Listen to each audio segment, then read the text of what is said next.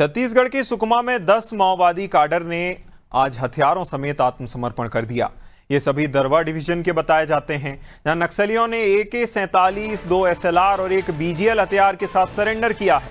बता दें कि राज्य में पूना मारगेम पहल का बड़ा असर देखने को मिल रहा है, जहां नक्सली काडर हथियार छोड़कर शांति की राह पर लौट रहे हैं। दरवा डिवीजन कमेटी के सदस्य समेत 10 माओवादियों ने सामान्य जीवन जीने के मकसद से आत्मसमर्पण किया है। केंद्र और राज्य सरकार की पुनर्वास नीति के तहत उन्होंने ये फैसला लिया। 8 लाख रुपए के इनामी मीडियम भीमा समेत 10 नक्सलियों ने हथियार डाले हैं, जहां 10 नक्सलियों पर कुल 33 लाख का इनाम घोषित था। इस मौके पर बस्तर के IG P सुंदरराज और CRPF के DIG सुकमा के SP और कलेक्टर मौजूद रहे। ये बदलाव उस जगह हो रहा है जहां पहले कभी उन्हीं नक्सलियों के खिलाफ रणनीति तैयार की जाती थी।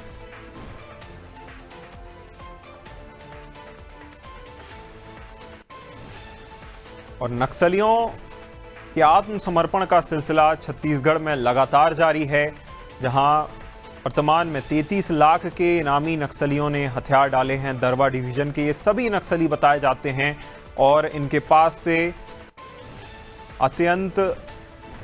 अत्याधुनिक हथियार इनके पास से बरामद किए गए हैं। इन्होंने न सिर्फ हथियार डाले बल्कि प्रतीकात्मक तौर पर हथियार डालकर आत्मसमर्पण करते हुए देश के झंडे को भी हाथों से फहराया। ये बताता है कि नक्सलवाद अब खात्मे की ओर है और नक्सलवाद अंतिम सांसें गिन रहा है। जिस तरह से केंद्रीय गृह मंत्री अमित शाह की ओर से मार्च 2026 की जो तारीख तय की गई है, जो डेडलाइन दी गई है, मार्च 2026 के आखिर तक, यानी कि 31 मार्च 2026 तक नक्सलवाद अपने खात्मे की ओर लगातार बढ़ता हुआ नजर आ रहा है। और जैसी ये तस्वीरें सामने आई हैं, ये बताती हैं कि नक्सलवाद पर कितना कड़ा प्रहार हो रहा है, कि जो नक्सलवाद की सोच है उसको छोड़कर लोग मुख्य धारा से जुड़ रहे हैं। हमारे साथ ज्यादा जानकारी के लिए कुलभूषण सहयोगी जुड़ गए हैं। कुलभूषण, देखिए जिस तरह से नक्सली लगातार आत्मसमर्पण कर रहे हैं, आत्मसमर्पण के लिए आगे आ रहे हैं और बड़ी संख्या में आत्मसमर्पण हो रहा है, ये बताता है कि अब वो दिन दूर नहीं, यानी कि 31 मार्च दूर नहीं, जब नक्सलवाद पूरी तरह छत्तीसगढ़ से समाप्त हो जाएगा। कुलभूषण, बिल्कुल, जिस तरह से लगातार जिस तरह से यहाँ पर नक्सलवाद की लेकर लगातार जिस तरह से कार्रवाई की जा रही है, लगातार जिस तरह से समर्पण लगातार से हो रहा है, ऐसे ये साफ है कि जो लक्ष्य दिया गया है 31 मार्च 2026 का, वो जल्द ही पूरा होने को है।